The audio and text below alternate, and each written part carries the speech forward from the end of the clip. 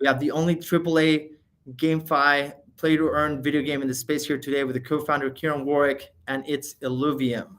To give a short little background, Illuvium is a blockchain-based fantasy war game set in an open environment, and it's often referred as the first AAA game on Ethereum.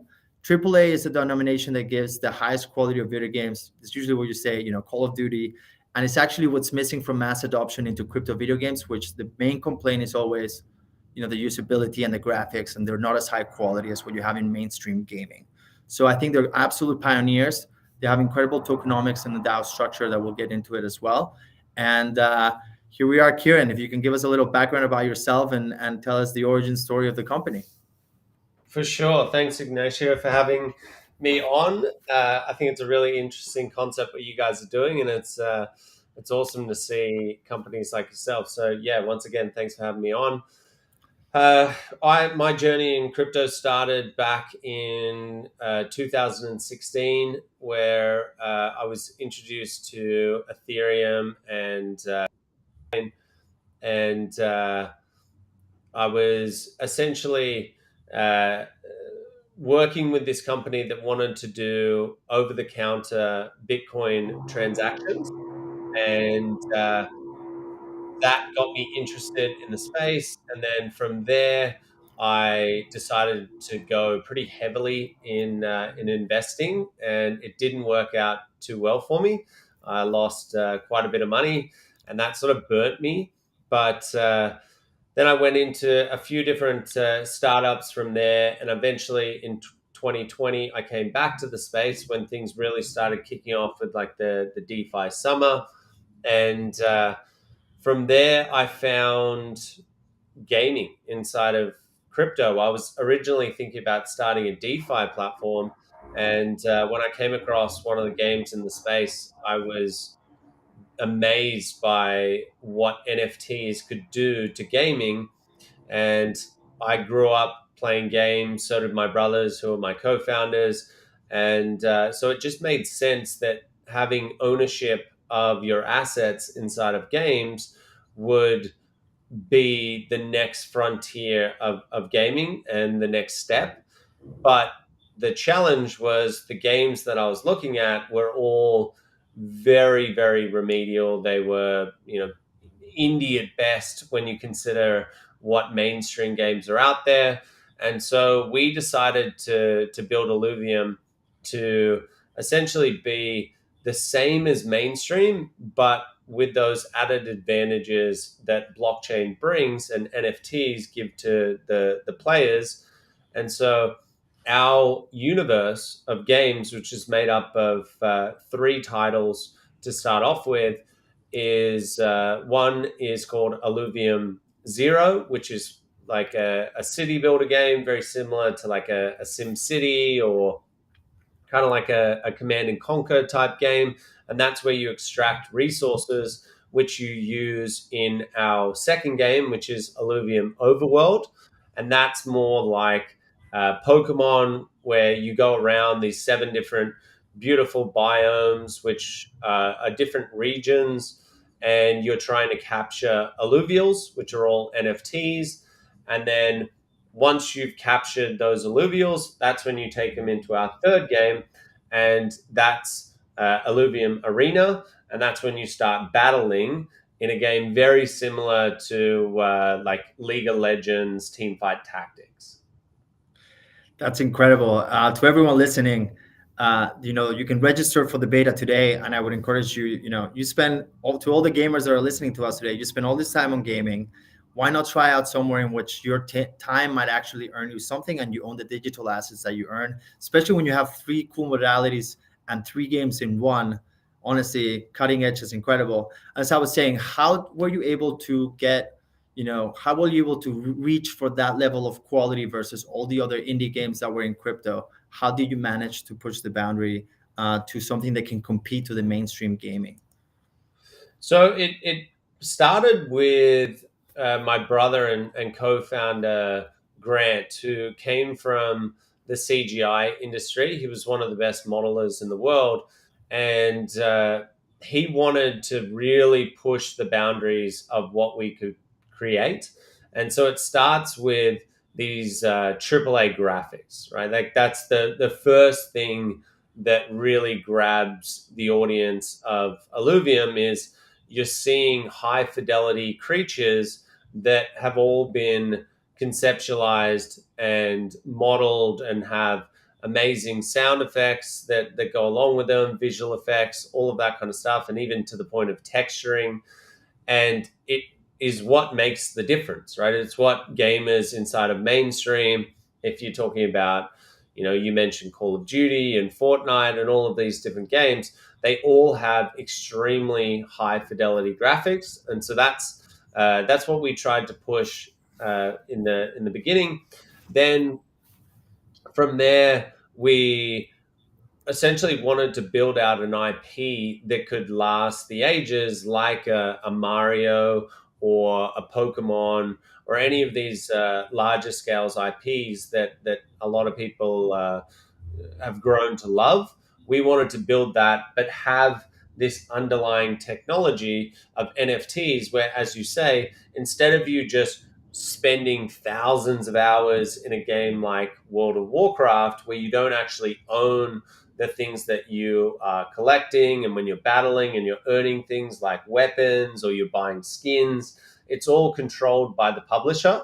And so we really wanted to bring that same experience, but instead of the frustration of you sitting there going, well, my time and efforts are worth nothing, in our game, they potentially can be if you're able to sell those assets to other players that are coming into the ecosystem.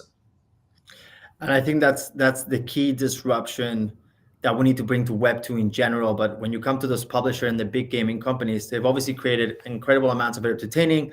Video game industry is bigger than music and TV and movies combined.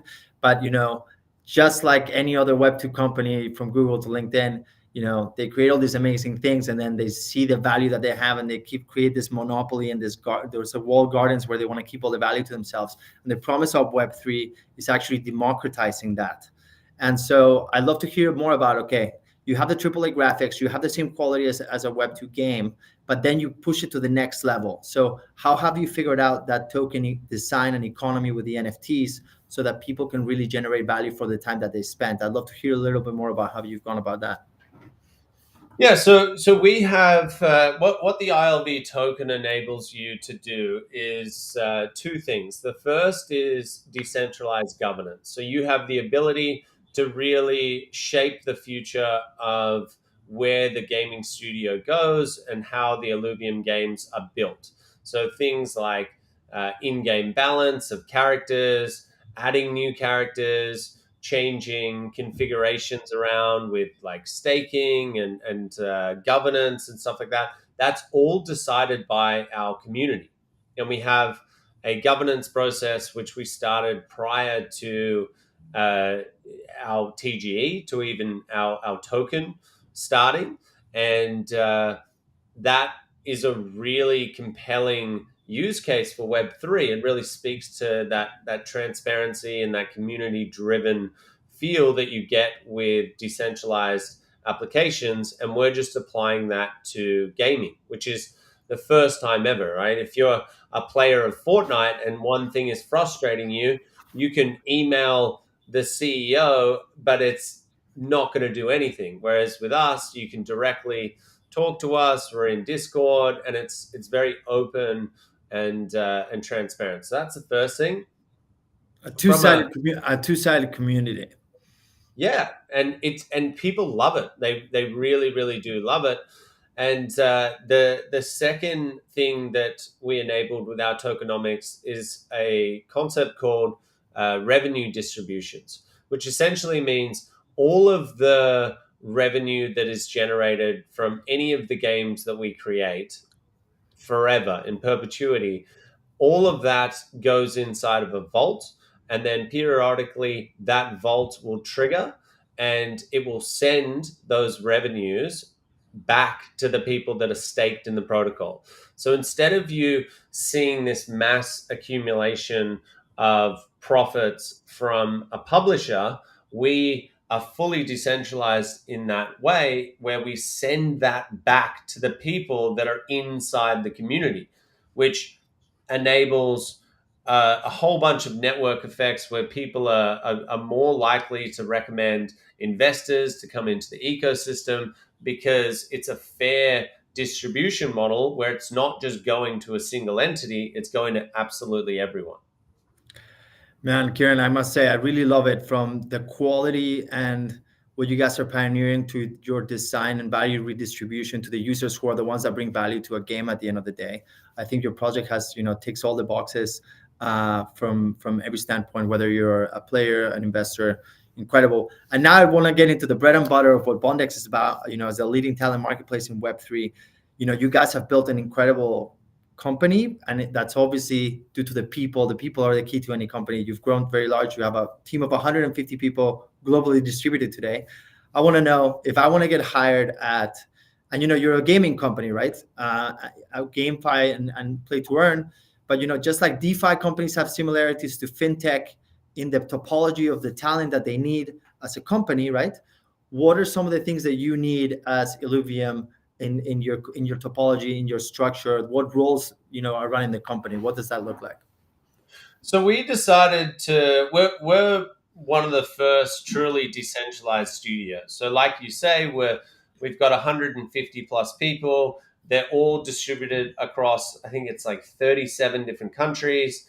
And we take a very different approach to your typical studio, where you're going into an office location and you've got a manager who has a manager who has a manager who has a boss who has a director who has a chairman, and there's many hoops that you need to go through in order to be able to build anything and to really show your expertise. We're a very flat structure, and what comes with that is we need to hire experts, right? Like, one thing that we don't do is hire juniors, just because we don't have the ability to sit there and train them. We need people that have the skill set where they can work autonomously without needing anyone to say, hey, we need you to work today, or we need you to problem solve this. It's all got to be innate, and so how we've been able to create 3 AAA games, and they're already in alpha and beta, is because with only 150 people, when you consider a studio like Blizzard that has thousands of people, we do it because we're much more efficient, and we don't have that bureaucracy where it's really hard to get things done, and decision making, it takes 6 months to 12 months. We literally empower all of our employees and say, look, you're the expert in this field.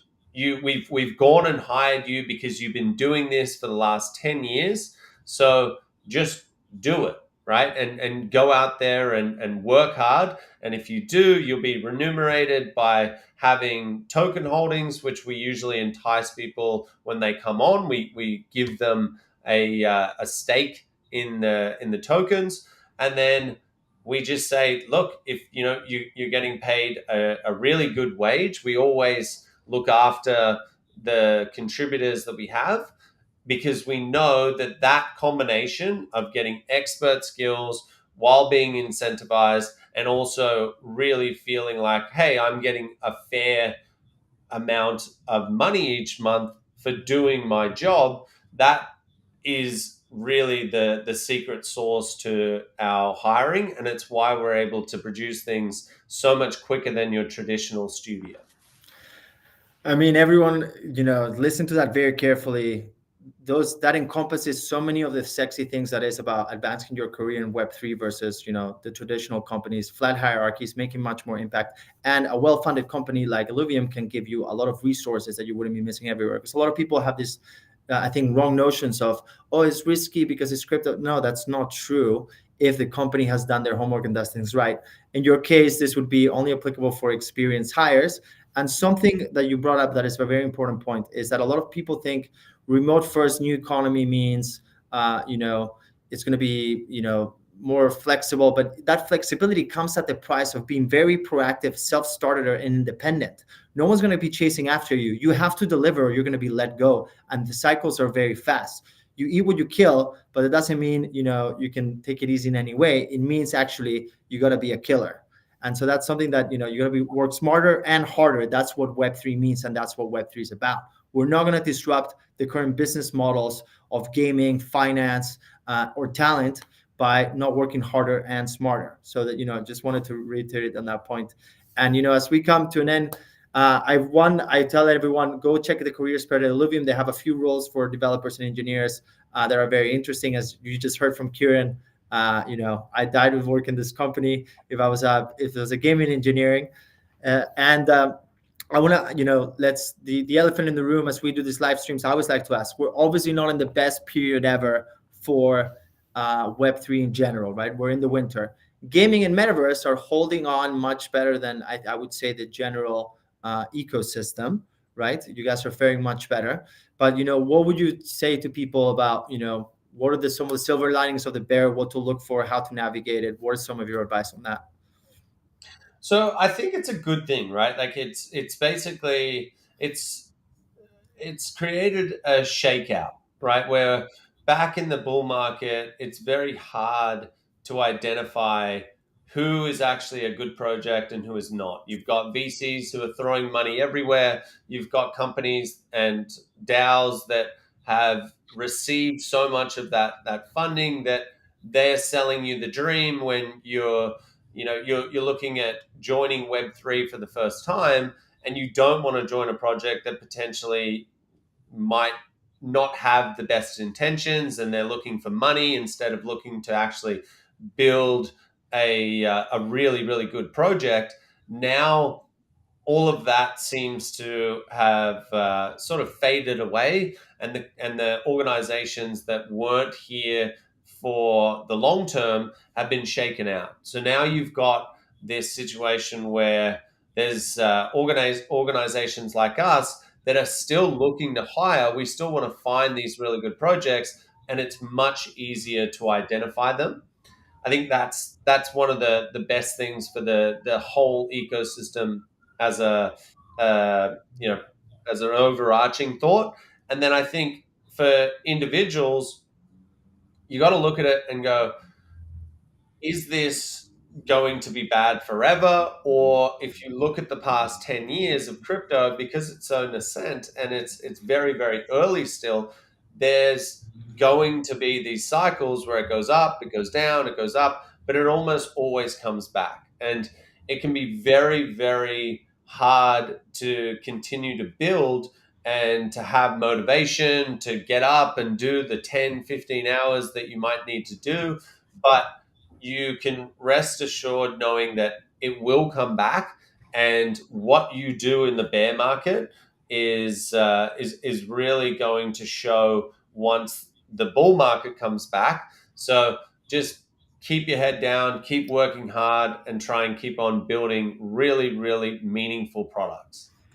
I completely agree with you. It's time to build quality, and for the right, with the right ethos and the right morals about it and the right goals. Is right. It's time to build real use cases in the real world that can be used and can enable mass adoption of Web3. I completely agree with you, and I think that because of everything you've said, it is the perfect time to get into Web3 as a career, because you're going to be able to identify the quality companies that you would want to work for and find much easier than there was a bunch of noise and a bunch of people that are maybe doing cash grabs and other, bad actors, right? Oh, an FTX job looked amazing like 6 months ago. Now you would Yeah. probably look bad on your resume. So now these bad actors have been flushed out, and therefore there's less noise, and you can find the projects and the companies that you should be working for much easier. So there's never been a better time to get into Web3. Kieran, I want to thank you so much for joining us today. And once again, everyone, they have amazing careers to check out. But more importantly, everyone should go be signing up for their beta to check out their game, as they're in alpha beta for their 3 upcoming games. And again, you're going to be earning for the hours and the time that you spend into a video game, which is the key disruption of GameFi and play to earn. Thank you, Kieran. Thank you so much. Cheers. Have a great week, everyone.